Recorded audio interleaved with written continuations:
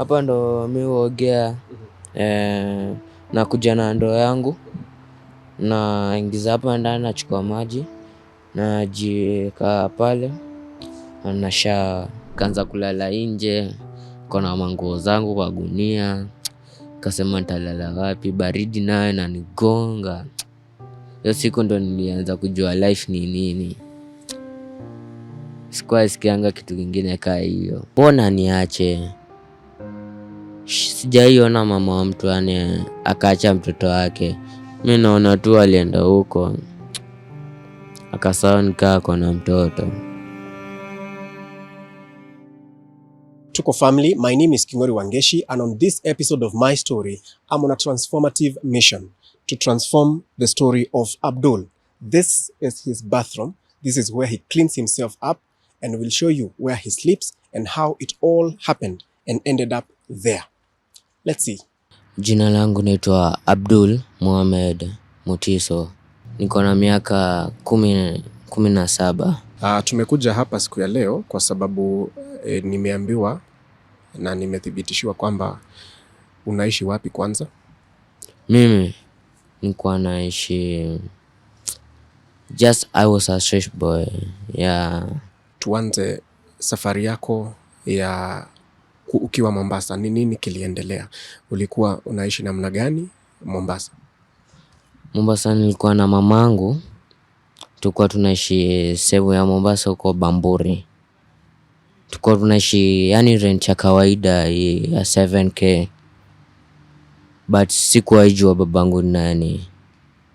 Tulikuwa mamangu alikuwa anapendanga design ya watalii. Yeah, watalii, just if you have money.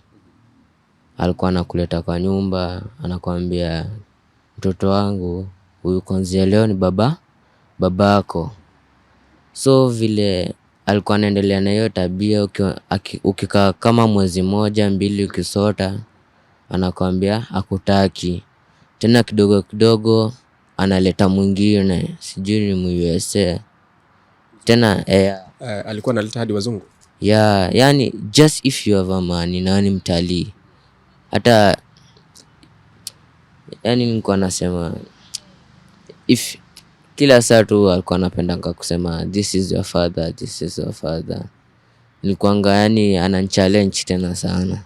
Hebu nikuulize, unaweza kuwa na idea alileta wanaume kama wangapi akikwambia this is your father or this is your uncle? Kusema kweli sikuwa nimehesabu, but nikiguess inaweza kuwa kaa 12 nikianza kujijua. Nikianza kujitambua nikiona kaa 12. Men like 12. Na wakati amewaleta wewe ulikuwa unakaa kwa ile nyumba? Nilikuwa kwa nyumba yangu. Kinileta tunakula vizuri. Kama ni outing tunatoka tunaenda Naivas. Tunarudi. Masaa yangu ya kwenda kulala ananiambia uenda kwa room yako na wacha kwa sitting room. Wewe ni mtoto wa kijana. Wakati hawa wanaume wote walikuwa wanaletwa, ulikuwa una feel namna gani? Nilikuwa na feel very sad, but vile nilikuwa young age. Sasa sikuwa na hiyo naitwaje. Sikuwa najua hizo mambo. But vile nilikuja nikakaa chini na nikarealize nilikuwa na feel bad. Kwanza nilikuwa namuuliza mom, kwani dadu wangu ni mgani? Unapata ananitusi, kwani unataka kujua nini? Bora uko na baba.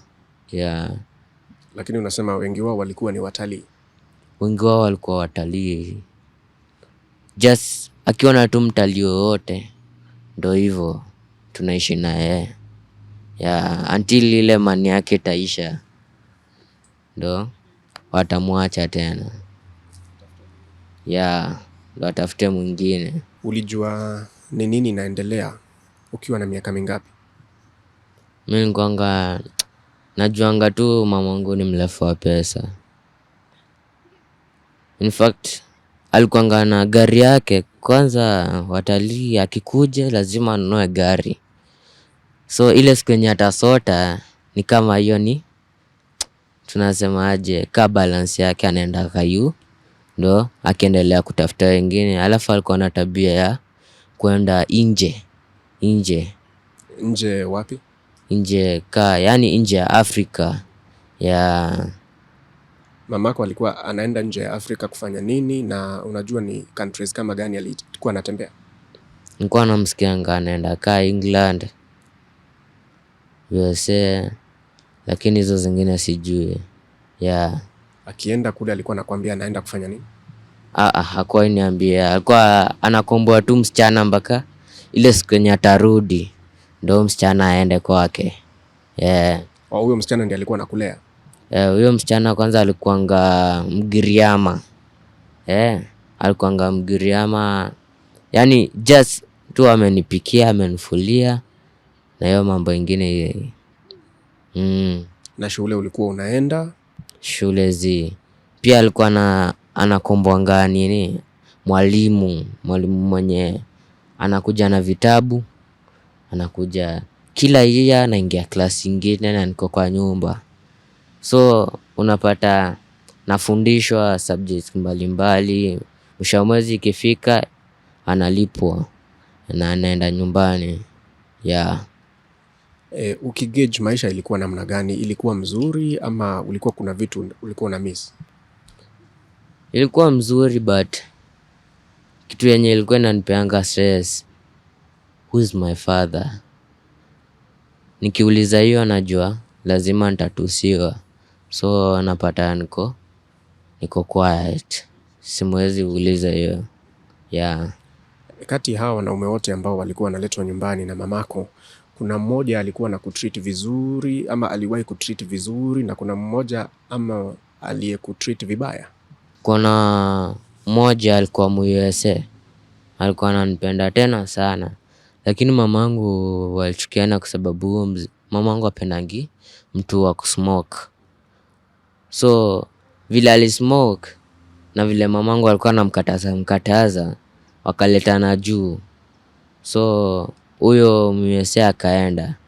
Na tena kuna karibu na mwisho alikuanga MTZ, ndo alinifanya mimi kwa Muislamu.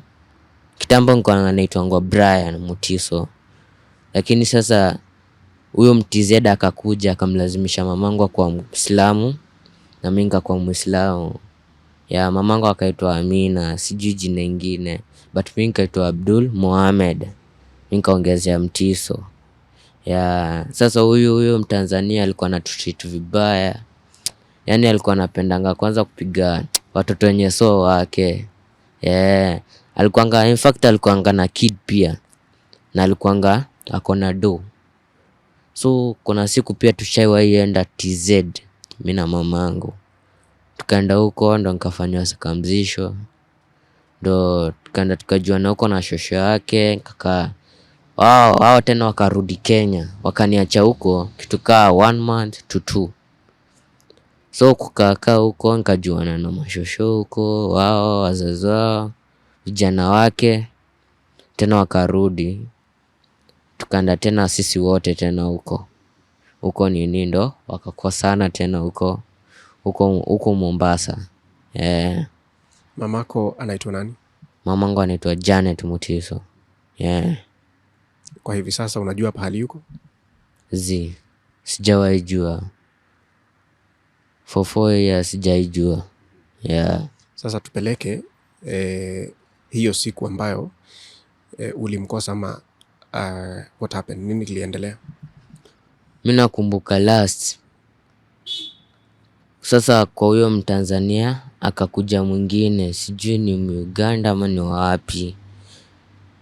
So vile tuliishi naye, tukakaa naye, tulikuwa tunakaa maisha poa. Nilikuwa naletwa walimu kawaida, nafuliwa nguo.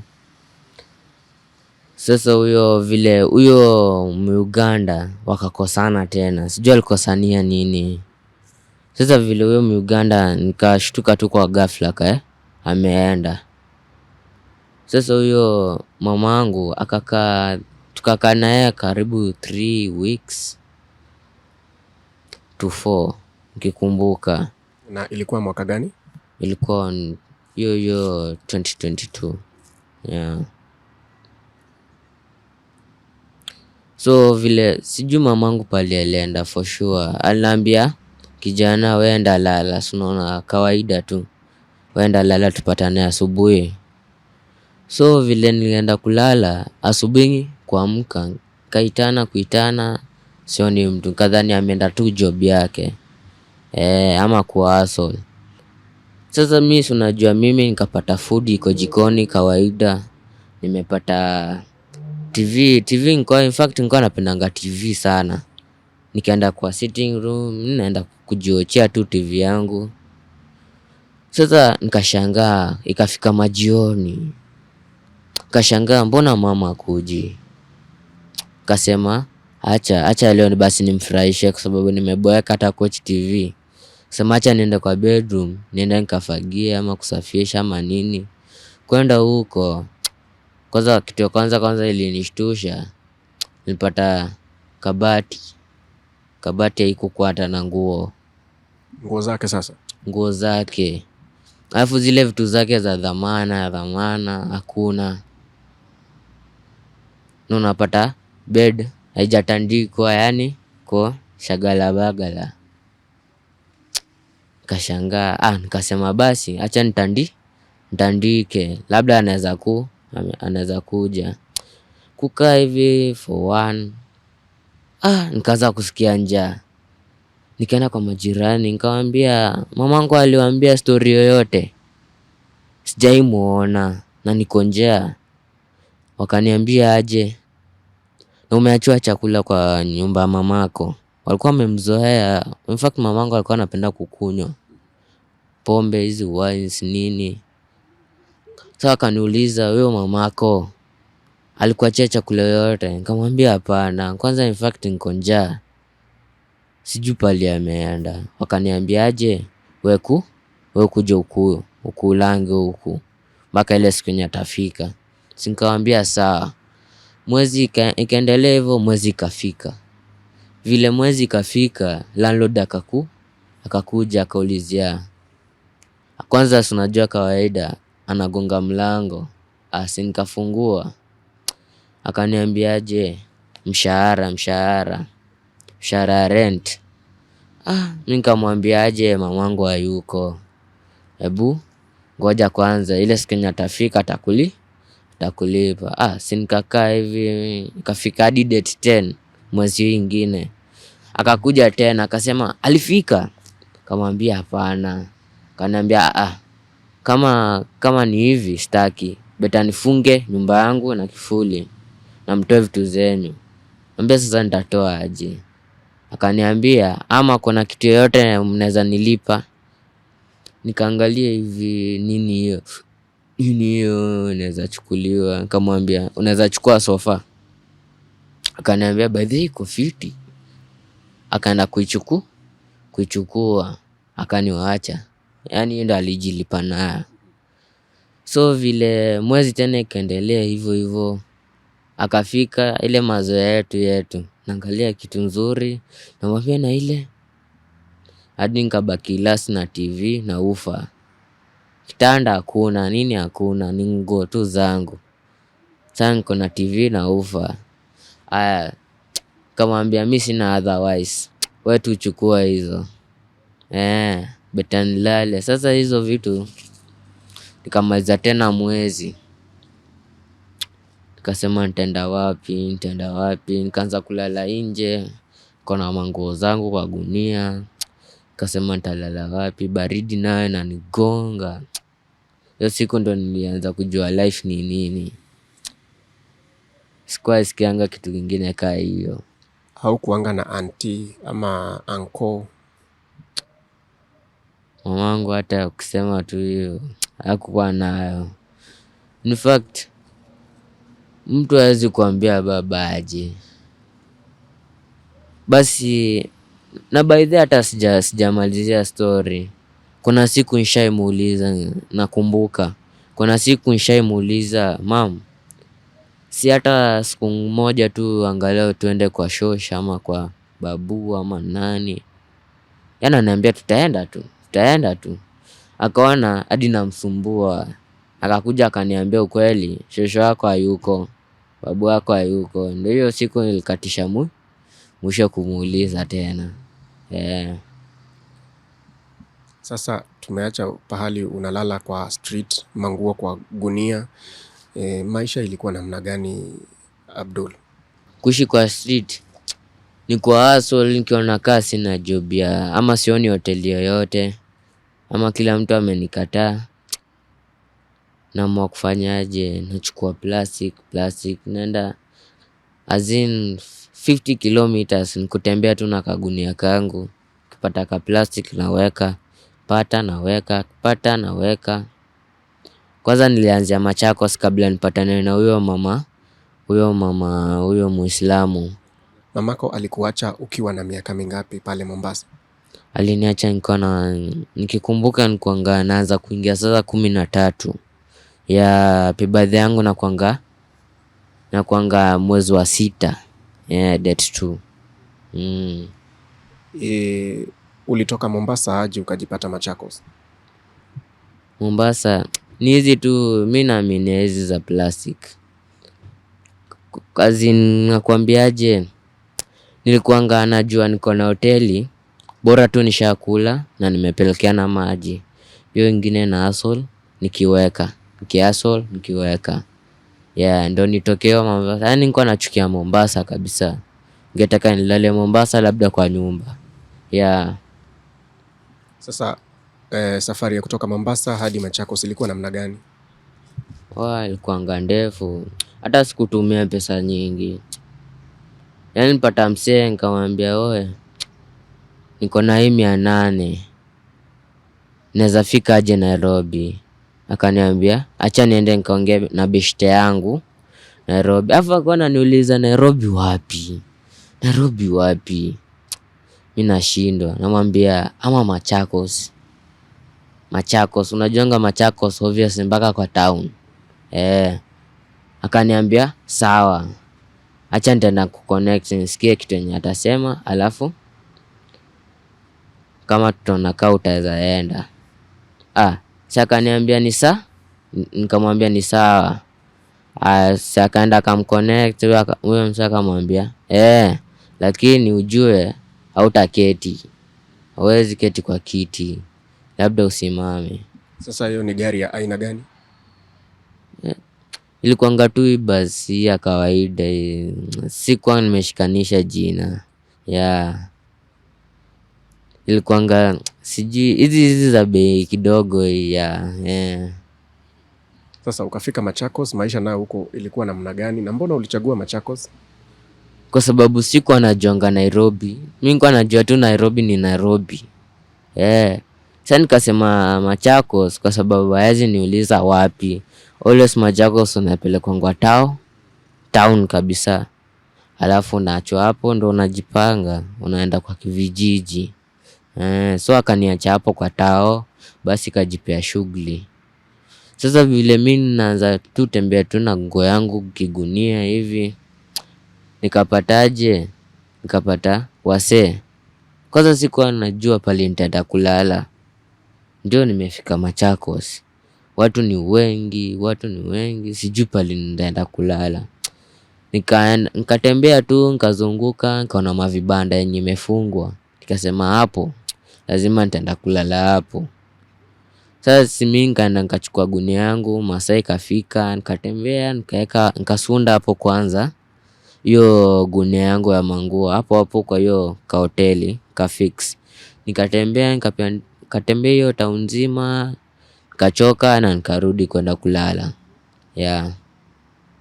Hebu tupigie picha ya maisha yako ukiwa Machakos. Ulikuwa una survive namna gani? Chakula, kwa kulala, mavazi? Kwanza siku ya kwanza nilianza kuomba. Nilianza yani kuomba yani design. Kwanza sasa chokora. Starting first time nikaanza kuomba. Sikuwa na otherwise. Nikaanza kuomba. Mtu nilikuwa nakazana na huyo mtu anasonga lakini bado nasonga na yeye. Mbele yake walaye tumbo inaniuma, utaniacha hivi. Sinaangusha hata kambao. Anasemaje, mimi niko na 10 bob, hawezi kupea mbao mzima. Anasema mimi niko na 10 bob, shika hii. Nakimbia mbio. Kwanza sikuwa nakulanga chakula bigali. Kwa nakulanga hizi mandazi, unajua ya 55 ndogo ndogo hii. Nilikuwa napendanga kwendanga huko. Nanunua, hiyo ndo na survive na natafuta maji. Maji imejaa mtungi. Mimi chupa hii ya 5 liter hivi na kunywa, na hivyo ndo nashiba na nalala za siku. Sasa kuendelea kutembea tembea, nikakuwa mdati. Hiyo nguo yangu hata nikasahau pale niliweka. Yaani nilizoea tu kuweka hivi kusunda kwenda. Sasa nikapoteza, sikujua pale ilienda. Sasa kurudi napata hakuna. Nikaanza kukaa na ile nguo sasa. Nikatembea nikaanza kwa mdati, nikatembea. Mama huyo sasa, huyo Muislamu, akaniona niko mdati, akaniona nikilala kwa korodo fulani. Asubuhi akifungua akipika mandazi zake, akaniita, kijana kuja hapa. Nauliza maswali 2-3. Akaniambia kwenyu ni wapi? Mimi nikamwambia in fact kwetu ni Mombasa, upande wa Bamburi. Akaniambia mamako ako wapi? Mimi nikamwambia aliaga. Babako? Mimi namwambia pia aliaga. Ndio asiniulize maswali nyingi. Akaniambia kuliko kukaa pale na baridi, na naweza nikakupeleka kwa police station. Naweza nikakupeleka kwa police station na ulalange hapa kwa hiyo hoteli unisaidie. Unaweza? Mwambia akaniambia basi shika hii sabuni. Kuna kuanga na mabafu huko za kulipa ni 30 bob.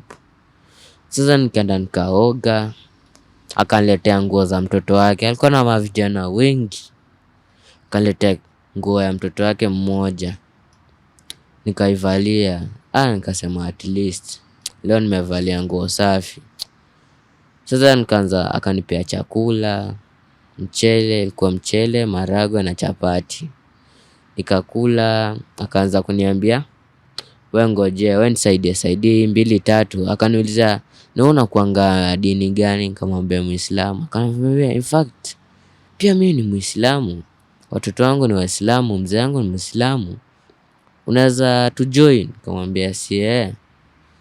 Akaniambia basi utakuwa ukiendanga kuswali na kukumbusha. Naendanga kuswali, kuna msikiti iko hiyo side. Mimi nikamwambia sawa, nitakuwa nikifanya hivyo. Sasa kila saa ananikumbusha. Kila saa naenda tu mosque. Naoga, ananipea nguo zingine. Nikakaa na nguo 3 sasa. Nikivaa hii naosha, kama 2 ni chafu naosha. Tena navaa hiyo nyingine, naosha hiyo yenye niliacha. Tena navaa hiyo, naosha yenye nilivaa. Hivyo ndo nilikuwa nafanyanga. Sasa hao maboys wakachukulia azini ni mchezo, si ndio? Wakaniambiaje, kuja twende mjengo. Nikaenda nikabuild nyumba ingine hapo, nikawasaidia, yani mtu wa mkono. Nikachoka. Fadhali mimi nadhani anaweza pewa kitu kama 200-300. Kashtukia ananiambia, wewe shika tu hii. Kuangalia hivi ni 20 bob.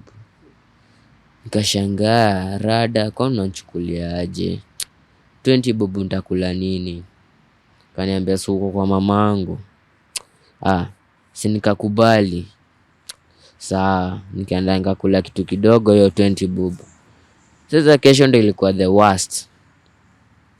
Kusaidia kumaliza madhe, nikaanza saa 6. Akaniita saa 6.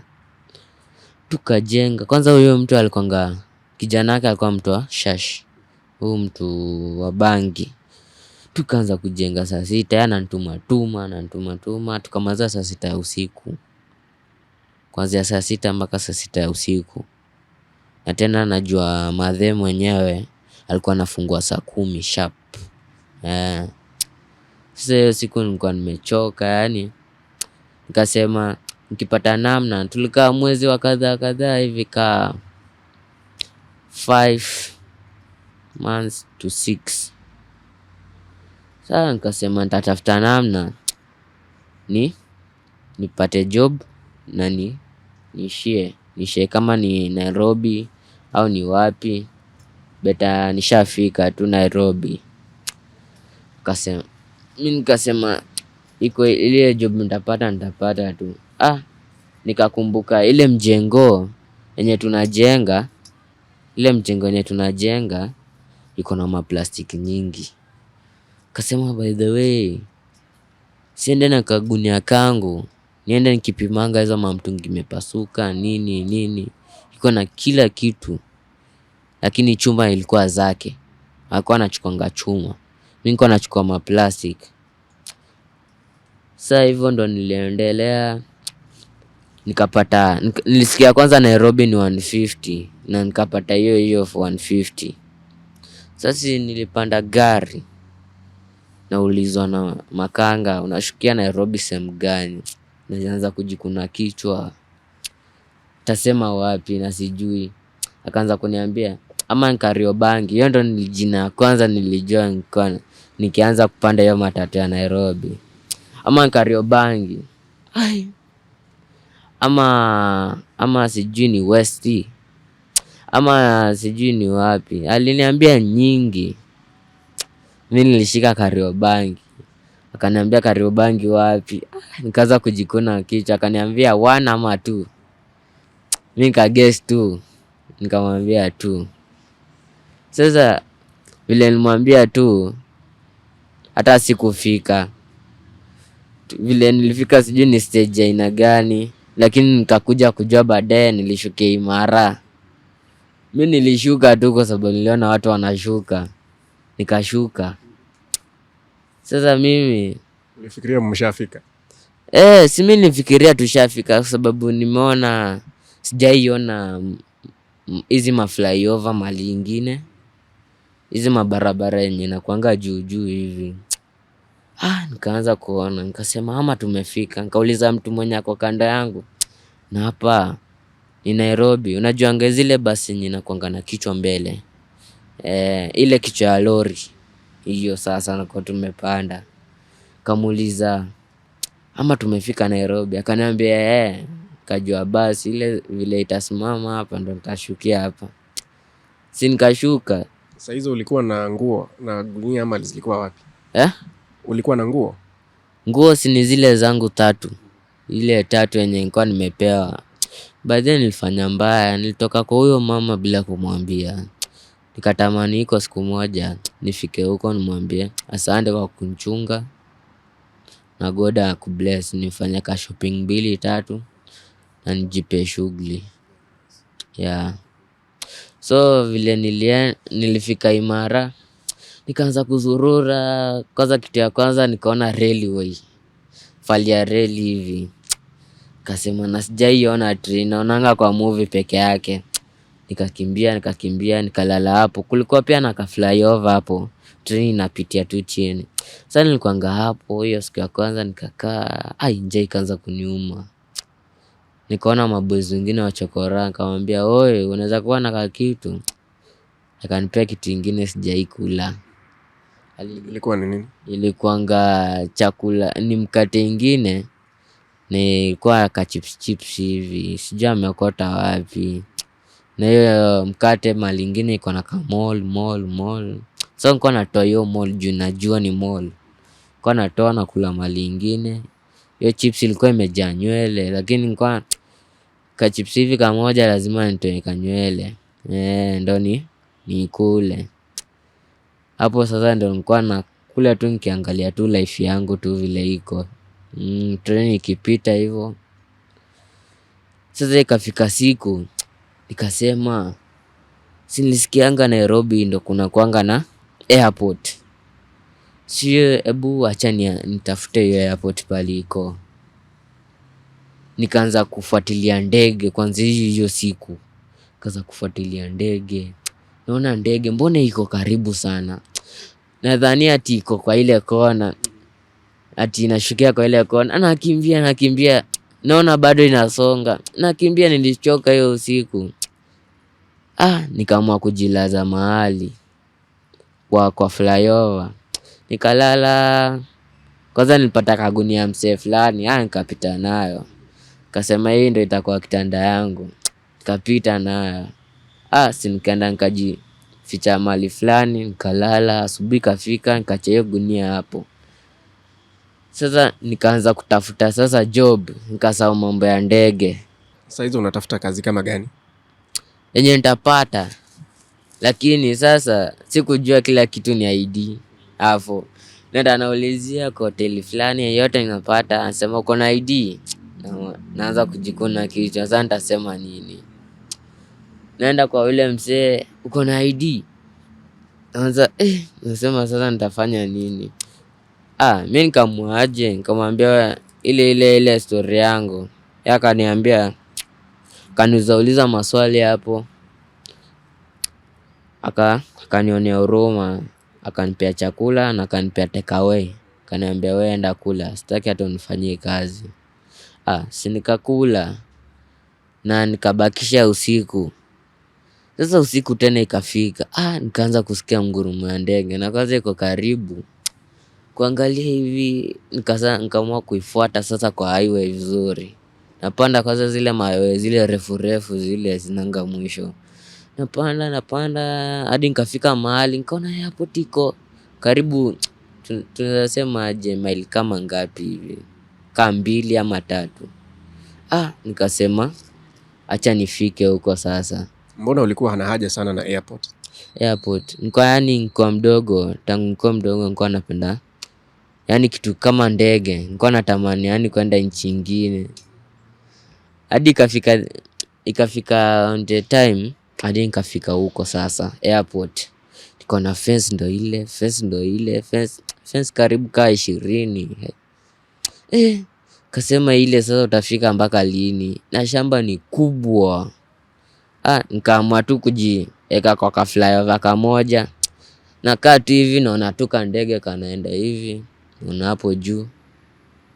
Naona inaenda inashuka huko land. Nikaboeka nayo tena. Mimi nikaenda kutafuta every day, naenda kuhustle. Ukisema unaenda kuhustle, ulikuwa unafanya nini haswa? Kitu yenye nitapata. Naomba Mungu tu kitu yenye nitapata bora nishikilie tumbo. Ni kutafuta chakula? Ulikuwa unatafuta wapi na wapi? Kila hoteli siwezi kosa kuipita. Bora tu nimeona hoteli, hapo lazima nifike hapo. So in fact every hotel lazima nipewe chakula. Kwa sababu lazima nimbembeleze hadi ashikwe na feelings zingine za huruma. Ananipea ka package na nakula. Na ulijipataje huko upande ya Wayakiwe? Wayakiwe huko nilikuja kwanza hapo Imara. Ngoja kwanza kabla tufike hapa Wayaki, nilikuanga hapo sasa sehemu za Imara. Nikazoea hoteli moja, ilikuwa kwa Mluya. Maji kwa tunachota mbali. Sasa nilikuwa naenda kumchotea, anakuja ananipea ugali sukuma na kamarago. Ama asubuhi nikimchotea ananipea chai na escort. Ananiachia sapa. Sasa ikafika on the time kuna mwenye akaanza sijui alifeel nini. Akataka kunifukuza lakini mimi nikang'ang'ana juu najua risk yangu inatoka hapa. Kang'ang'ana nikasema stoki hapa. Akatafuta namna. Akasema, wewe mbona umenibia simu na nimeacha hapa imechajiwa? Mimi namwambia mimi sijaiba simu. In fact simu nifanyie nini sasa? Akaniambia mbona umenibia simu? Kidogo tena namuona ameshika hiyo simu yake. Nikamuuliza na si simu yako naona tena umeshika. Kaniambia ni rafiki yangu ndo alikuwa amechukua, hakuniomba. Kidogo tena sijui touch ya mtu ikapotea. Sasa hapo ndo ilitoka maneno sasa.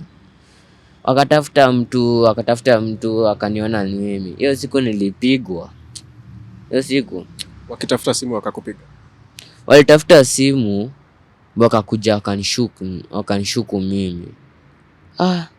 Sasa hiyo siku yenye niliona vita ni hiyo siku.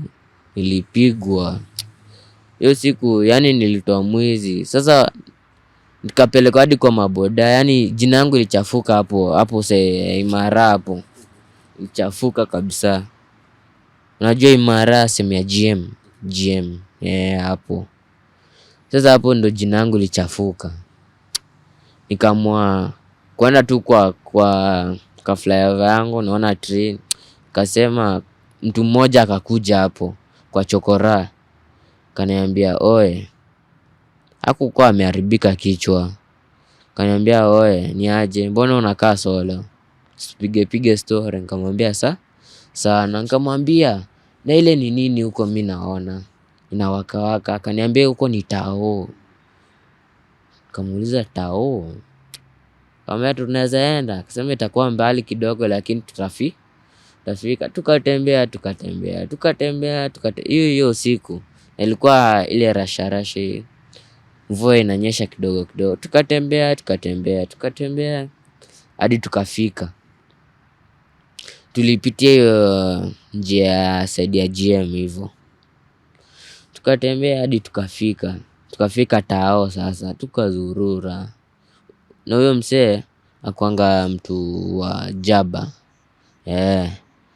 So vile tulitembea, yeye anaenda tu, yeye anatembea akitafuta, yeye anaomba tu hao wazee wanauza. Yeye anatembea akiomba. Mimi nilikuwa tu natembea tu, yani kujionea vile city iko. So kila mtu ako busy yake lakini hatuachani. Yeye ndiye alikuwa anakueleza majina. Ulijuaje mambo ya GM? GM si nilikaa hapo kwa hiyo hoteli nikajua huku ni wapi. Kasikia watu wa boda akisema niko GM. Kwa Imara sijui wapi. Kwanza in fact hapo GM ni stage ya nduthi na mabasi. Sasa ulitoka tao? Ulifika town? Nilifika tao. Tukakaa for one day. Huyo msee tukakosana na yeye mchana. Yani ile kitu yenye napata kama hivi ka 20 bob. Fadhali tuende nikakule kitu yenye itanishikilia tumbo, nataka gomba ama bigiji. Sasa huyo msee tukakosana na yeye. Kamwambia, "Oe, siwezi nikakuacha hivyo. Wewe shika 10 mimi niende na 10. Lakini tusiwaipatana tena." Na hivyo ndo nikakaa kwa seat. Naona kwanza seat nilikuwa nachukia tena pia. Huku unakaa hivi mchana, unasikia mtu anakuja na kupiga kofi.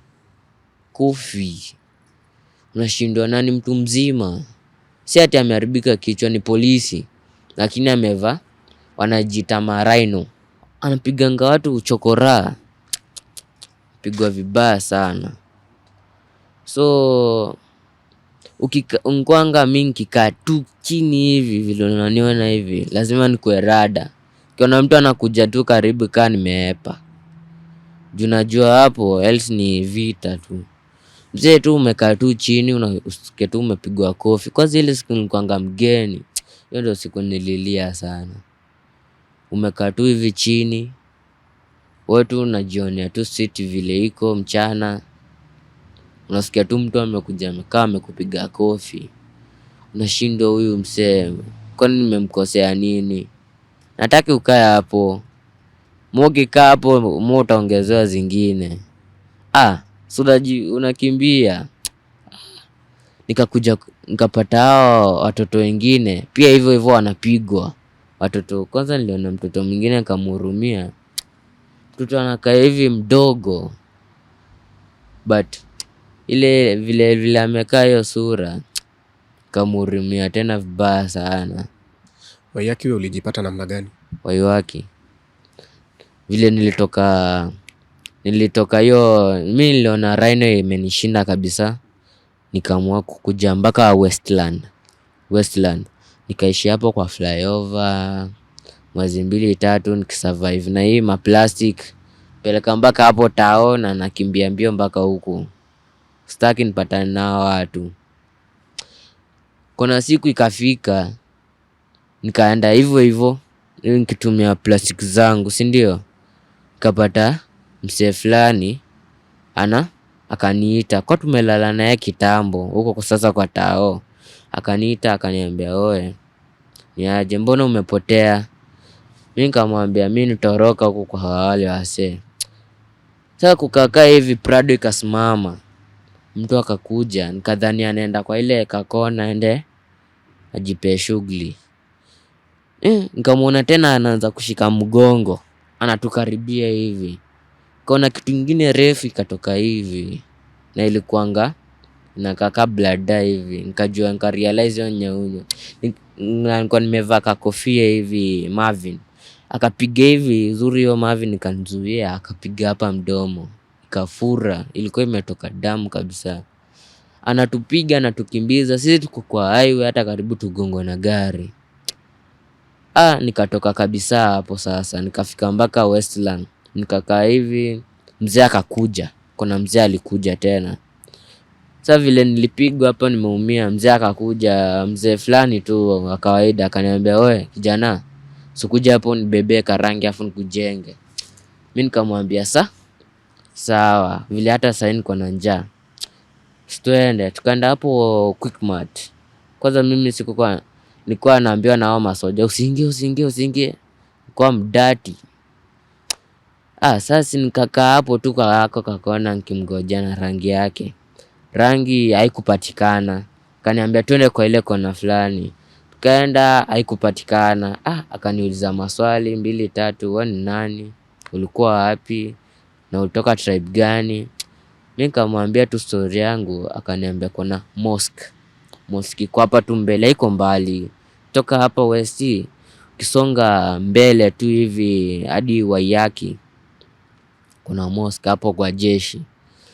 Wanasaidianga wasee sana. Si nikamwamini, tukakuja na yeye. Kwanza tukapita mpaka hivi mpaka Kangemi. Kaenda kwanza kaniogesha, kanipea manguo na kanipea kanzu. Anaishi hapo tu Kangemi. Sasa vile aliniogesha, tukakuja naye jioni.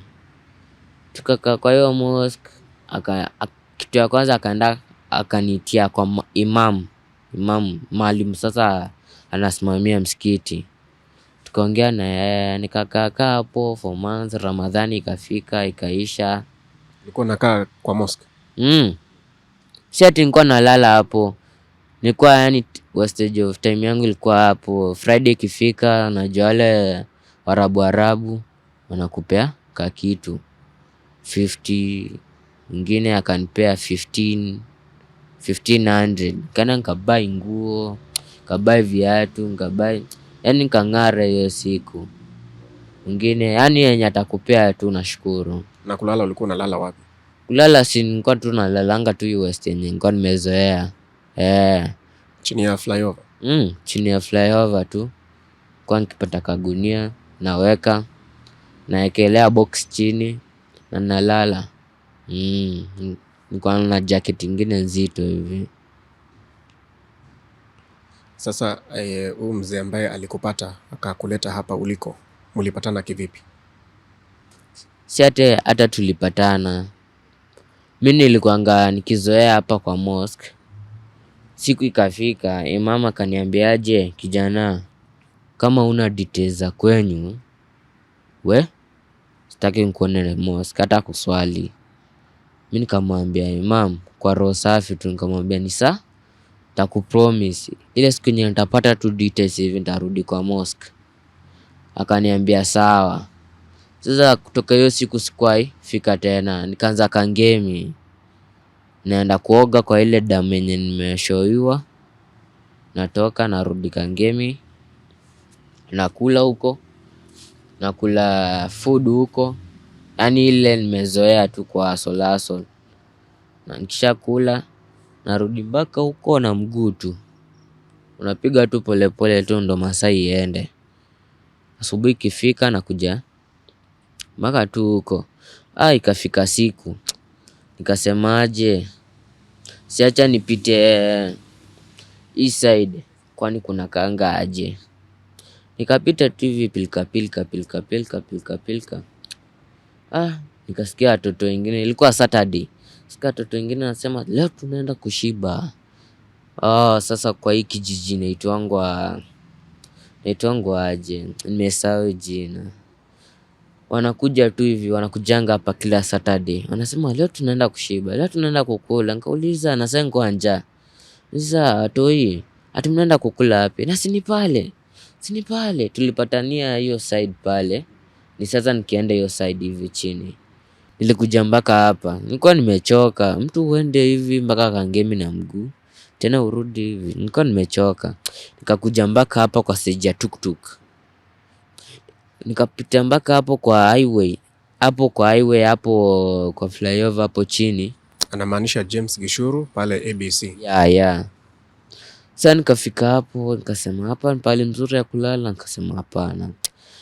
Kuja hivi kwa matuktuk, nikasema hapa ni pale mzuri ya kulala, nikasema hapana. Nikapata hapo kwa bus stop kuna mahali ya kukaa. Hapo waiting center. Kuna mahali ya kukaa hapo kwa viti. So nikaamua kulala hapo. Na tena nikaanza kurudi seat. Hivyo nikakuja kuambia mzee aje. Mzee mimi napigwa na baridi. Alikuwa anajuanga nalalanga huko. Nikamwambia mimi napigwa na baridi. Siku hizi nalalanga hapa kwa matuktuk. Nikaenda kamuonyesha akaniambia, akanionea huruma, akaniambia wenda tu lala hapa unalalanga leo. Alafu kesho lazima nitatafuta namna ulale huko. Sasa nikaanza hapo na nikalala huko sasa. Nafua kila Sunday, naoga every day, na nakula na nasaidia kupeleka, naingia super kila siku na napeleka maziwa. Hivyo. Kwa hivyo sasa, hivi sasa unalala wapi? Sahi nalala hii Waiyaki ama inaitwa aje? Waiyaki way hapa juu ya flyover kwa Martin Nzioka charity giver kwa hoteli. Yeah. Unalala kwa hiyo hoteli yake? Yeah, nililetwa hadi kama tres kadogo hivi. At least.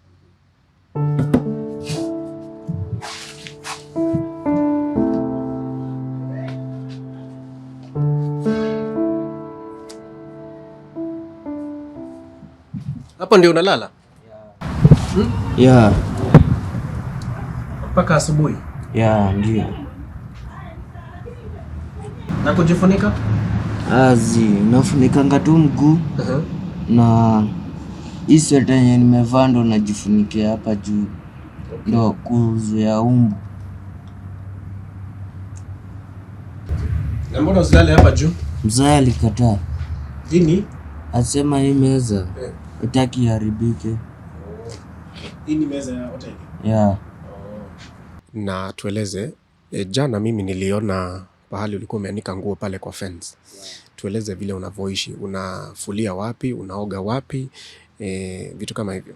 Martin aliniambia hapa so mali mzuri ya kufulia, sababu hapa pia na hapa ni kwa chief. Akaniambia anakuanga na shamba nyingi. Kuna shamba yenye iko hapo chini after hii flyover.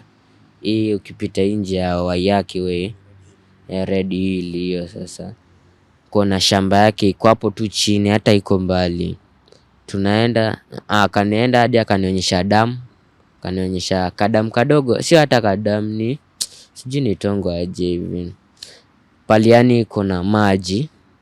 So nikifulianga hapo naanika na nini. Lakini mimi huko nguo haikaukangi.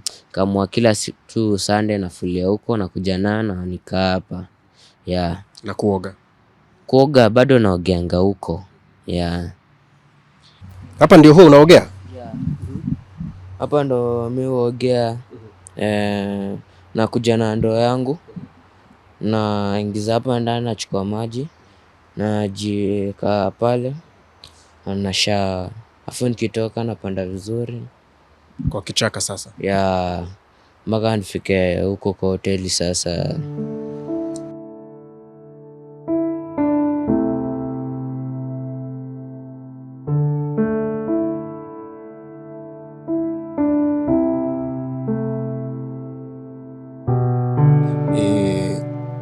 Uliachwa na mamako ukiwa grade 7. nilikuwa grade 7.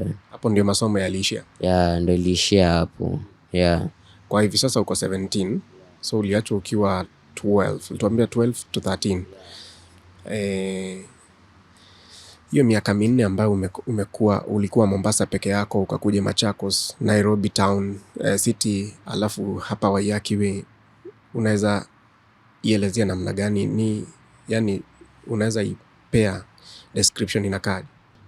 Ningependa kusema mwenye hata sina shughuli tu na mamangu, kwa sababu mbona niache? Sijaiona mama wa mtu akaacha mtoto wake. Mimi ningependa tu nianze life yangu mpya, nianze kwenda shule. Hata kama sio shule, nipate sasa nimeanza kuambiwa na kila mtu ananiambia siku hizi Amerika wanapeana, kama uko jobless wanapeana hizi, unasomea kama mechanic nini hizo. Mimi ningesema tu acha tu nianze tu life yangu mpya. Sitaki kurudi kwa street tena. Street hata ninaweza sema tu si ati kupenda kwangu, ama ni Mungu tu ndo alikuwa ananiandalia. Opportunity kaiza tokea, unaweza rudi shule? Ndio, naweza rudi tena shule vizuri. Hata mtu ajitolee, ni kwa mtoto wake, officially nitakuwa mtoto wake. Unaona kama mamako alienda na mmoja wa watalii, ama alienda hizo nchi ambazo unasema alikuwa anaenda na akakusahau? Mimi naona tu alienda huko akasahau nikaa kwa na mtoto. Kukula nayo sasa unakula wapi? Kukula nakula leo. Hizi siku nakula tu huko kwa Martin. Hapa ulikuja siku gani? Hapa nilikuja mwezi wa 4. Nilikuja huku mwezi wa 4 ukikumbuka. Ndo tukajuana na Martin this year. Umesema ungetaka pia kusomea course ambayo ni ya skill kama mechanic and all that, but mtu akisema anakurudisha shule, unafaa kuwa grade gani? Naweza kuwa 7. Naweza rudi pia hapo vile itasemekana. Nitakubali tu yote. Hii habari ambayo umeandika hapa, story yako ya maisha yako, uliandika siku gani? Nilipata naenda hivi ABC, nikapata na mwindi rafiki yangu. Akaniambia aje, mimi nakuanga beste ya wengi. Akaniambia mbona hujaenda shule? Ile shule sasa ikifunguliwa, mbona hujaenda shule? Mimi nikamwambia mimi in fact sendangi shule, ni kama niliacha. Akaniambia na ungetaka kwenda shule? Mimi nikamwambia akaniambia akipata namna taenda shule. So mimi nikamwambia kitu yenye mimi naweza penda niletee ni diary book. Beta hata niandike story yangu tu. Jo kitu yote kinishika, beta niko na memory hapa. Akanunulia diary book, akanipea na pen, nikaandika hiyo siku. Ningetaka mtazamaji ajue kwamba nimeona ni ya nani? 2025 June 2026. Hiyo story Abdul ametueleza hapa, ameiandika hapa kwa kitabu, ameita My History in Full. Nani umeandika? Ulisomea wapi kizungu yote hii? Ni kwanga in fact napendanga handwriting na English. Hizo subjects zingine sikuwa nashika, but nitashika. In fact kama maths kwanga ngumu kwangu, lakini lazima tu nitashika. Alright. Asante sana Abdul. Sasa Abdul, tumeona vile ambavyo unajisafisha hapa na pahali unalala. Uko na ujumbe gani ama message gani kwa your mom? Kwa mama naweza sema pali yako Mimi nimemsamea na shinde poa. Hivyo tu. Ungetaka akukujia ama akutafute?